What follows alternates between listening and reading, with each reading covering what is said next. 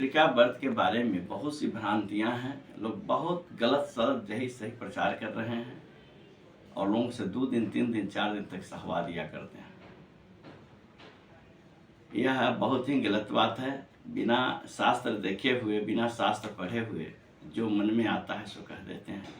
मैं 3 महर्षियों की बात कहता हूँ। प्रथम है माधवाचार्य जी। उन्होंने साफ लिख दिया है कि सप्तमी शेष संयुक्ता या करोति विभोहिता सप्त जन्म भवेत बंध्या बंधनाश्च पुनः पुनः। यानी सप्तमी का शेष जो तिथि है अष्टमी, उसको करने से बहुत सा कष्ट है। जैसे सप्त जन्म 7 जन्म तक बंध्या, अनेक जन्म तक विधवा होने का कारण बनता है। इसलिए सप्तमी का शेष जो तिथि अष्टमी है उसका कोई मान नहीं होता, उसको त्याग दें। और उन्होंने साफ लिखा है कि सप्तमी शेष तिथि जो पड़ रही है 24/9/2024 को, जिसको आप त्याग दें। 25 को व्रत करें और 26 को उद्या तिथि में आप पारण करें। दूसरा ऋषि कहते हैं कात्यायन जी कि अस्मनि बहुला पक्षे अष्टमी भास्करो उदय। आश्विन मास के कृष्ण पक्ष में जो अष्टमी हो वह सूर्य के उदय में हो। अगर सूर्य के उदय में नहीं है तो उसमें कोई भी व्रत नहीं करे।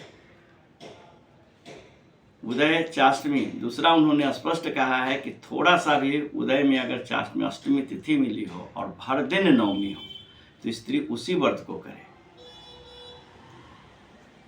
दूसरा ऋषि कहते हैं कि राजमार्तंडेय ऋषि कहे हैं कि लक्ष्मी व्रतम चतुर्दूते ससांगे अष्टमी कृष्ण पक्षे स्त्री कुर्वंती तदांशु नूना सूर्योदय जीवित पुत्रिका। उन्होंने कहा है कि लक्ष्मी व्रत में, यानी जो पुत्र का व्रत होता है, जीवित पुत्र का व्रत, वह रात के अष्टमी और सप्तमी जो मिला हुआ होता है उसका मान नहीं होता है। मान जब तक सूर्योदय का अष्टमी नहीं हो, यानी उनका कहना है यही कि जब सूर्य का अष्टमी हो तो आप व्रत रखें, उस दिन उपवास रखें और नवमी का उद्या में आप पारण करें। अर्थात उन्होंने स्पष्ट कर दिया है कि 25/9/2024 को आप भोर भोर तक जो भी खाना पीना है, जिसको सरगही कहते हैं, आप कर सकते हैं, कोई दिक्कत नहीं है।